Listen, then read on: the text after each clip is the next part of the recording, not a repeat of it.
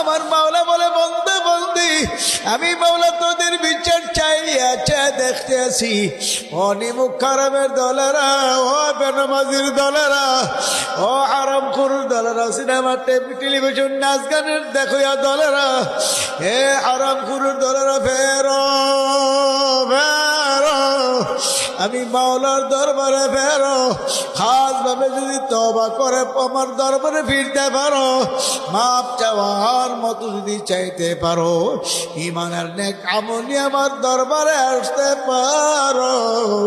আমার মালিক তো কালামে পাকের মধ্যে জানাইছে, আল্লাহু আকবার, আল্লাহ তাতানাজ্জালু আলাইহিমুল মালাইকা আল্লা তাখাফু ওয়া লা তাহজানু ওয়া বাশিরু বিল জান্নাহ। আমার মালিক বলে নেককার বান্দা বান্দি মওতের সময় হইয়া যাইবে, স্বপ্নের মতো দেখতে পারবে, হাজার হাজার ফেরেশতা তার কাছে হাজির হয়ে গেছে। জোরে কর সুবহানাল্লাহ। হাজার হাজার ফেরেশতা নাজিল হইয়া যাইবে, ফেরেশতারা পাশে বসে বলবে, আল্লাহ তাখাফু ওয়া লা তাহজানু, তোমার কোনো ভয় নাই, তোমার কোনো চিন্তা নাই, ওয়াবশিরু বিল জান্নাহ। এই যে দেখো জান্নাত দেখা যায়, জান্নাতটা দরিয়া দিবে, জান্নাত দেখা দিবে। আল্লাহ পাকের নেককার বান্দা বান্দি জান্নাত দেখতে দেখতে দুনিয়া থেকে বিদায় হয়ে যাবে। আল্লাহ আল্লাহ আপনি কবুল করে। জান্নাত দেখতে দেখতে রূহ চলিয়া যাবে, এমন ভাবে তার রূহ কবজ হইবে, কোনো টের পাবে না, কষ্ট পাবে না। আল্লাহ আপনি কবুল করিয়া রে বাবা। এরকম বহু মানুষ মওতের সময় ফেরেশতাদেরকে দেখছে, আল্লাহওয়ালা নেককারদের শুরুতে হাজির হয়ে গেছে। জোরগণ সুবহানাল্লাহ।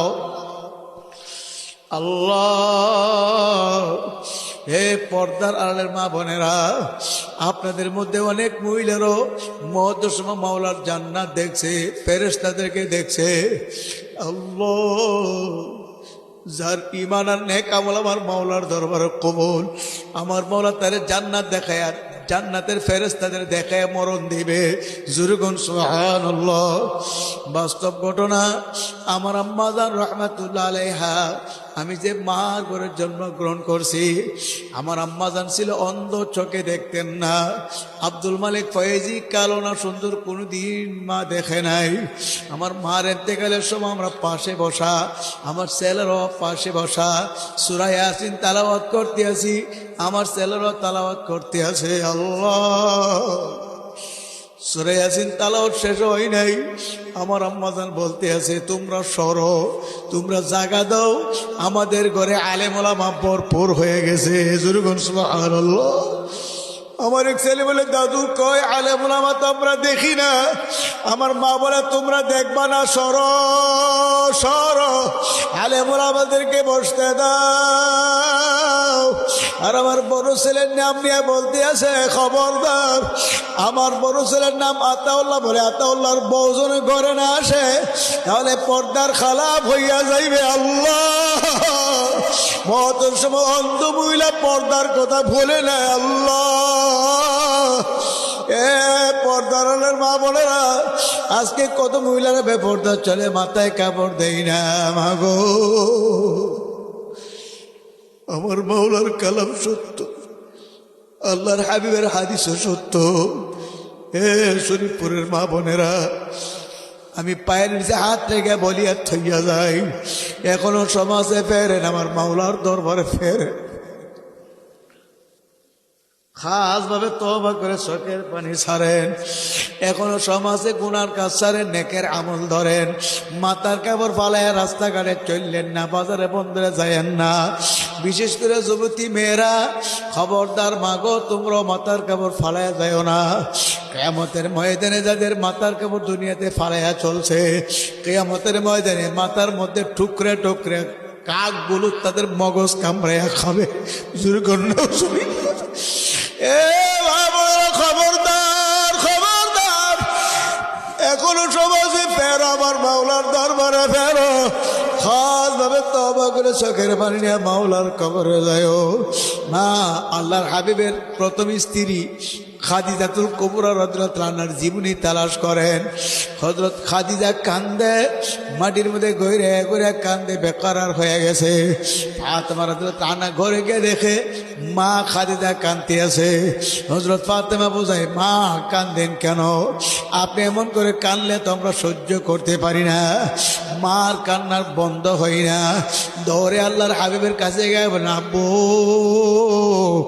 মা কান্দে, কান্না থামাইতে পারি না, জলদি ঘরে আসেন। আল্লাহর হাবিব জলদি ঘরে গিয়ে দেখে খাদিজাতুল কুবরা কান্দে। আল্লাহর হাবিব বলে, খাদিজা তুমি এমন করে কাঁদতে আছো কেন? খাদিজা বলে, আমি কান্দি জাহান্নামের ভয়ে, আমি কান্দি কবর আযাবের ভয়ে।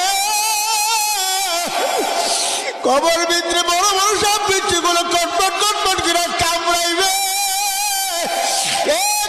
সইতে পারবো না। হুজুর আমি কান্দি জাহান্নামের ভয়ে, কবর আযাবের ভয়ে। এ খাদিজা কান্না বন্ধ করো, তোমার কান্না আমার মা ফাতেমা সহ্য করতে পারে না। আরে খাদিজাতুল কুবরা বলে, ইয়া রাসূলুল্লাহ, ইয়া হাবিবাল্লাহ, আমি কান্না বন্ধ করো, শর্ত আছে। ও খাদিজা তোমার কি শর্ত?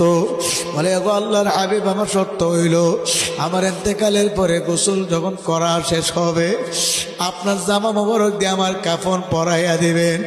আপনার জামার বরকতে কবর মাটি আমারে চাপ দিবে না। যেরকম সুবহানাল্লাহ। 2 নম্বর শর্ত হইল আপনি নিজে ইমামতি করে আমার জানাজা পড়াইয়া দেবেন।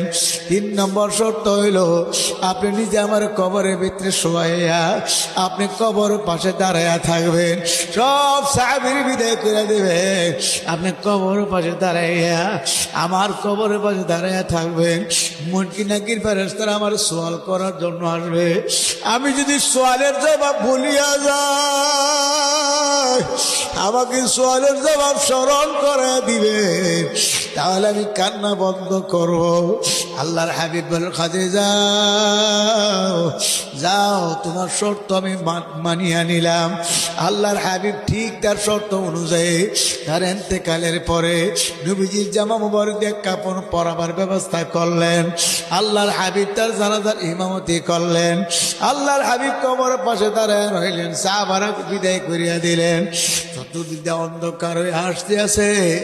আল্লাহর হাবিবও যাই না, মুনকির নাকিরও আসে না। এমনি জিবরাইল আমিন হাজির হয়ে গেল। ইয়া রাসূলুল্লাহ, আপনি এমন ভাবে কেন কবর পারে দাঁড়ায় রইলেন? আল্লাহর হাবিব বলেন, হে জিবরাইল, আমি দাঁড়ায় রয়েছি, আমার বিবির সঙ্গে ওয়াদা ছিল মুনকির নাকির ফেরেশতা সওয়াল করতে আসবে, সওয়ালের জবাব ভুলে গেলে আমি স্মরণ করে দেব। এ শর্ত পালনের জন্য দাঁড়ায় রয়েছি। জিবরাইল বলে, ইয়া রাসূলুল্লাহ, আপনি দাঁড়ায় থাকা লাগবে না, খাদিজাতুল প্রশ্নের জবাব আমার আল্লাহ নিজে দিয়া দিছে। আরে যে খাদিজার প্রশ্নের জবাব আল্লাহ নিজে দিয়া দেয়, এ খাদিজার চোখের পানি ফেলে এক যদি কাঁদতে পারে গো মা, আপনার আমার চোখে কেন পানি আসে না? আমার আপনার দিল পাথরের চেয়ে বড় শক্ত হয়ে গেছে। এ শক্ত পাথরের দিল নরম হইতে চায় না। আল্লাহ ওয়ালাদের জীবনী তালাশ করিয়া দেখেন।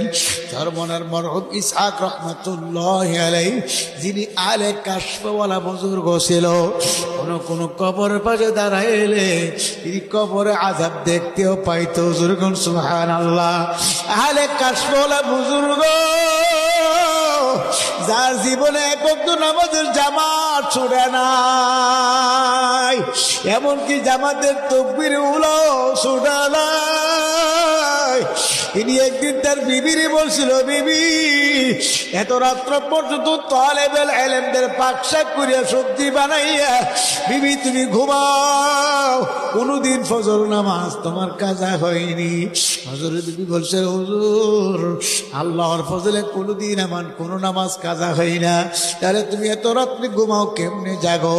বলছিল, হুজুর, ফজর নামাজের সময় হইলে আমার কে জানে জাগাইয়া দিয়া যায়। যেরকম সুবহানাল্লাহ। ও পর্দার আলের বাবারা, ও মুরব্বী বাবারা, যুবক বাবারা, শুনো,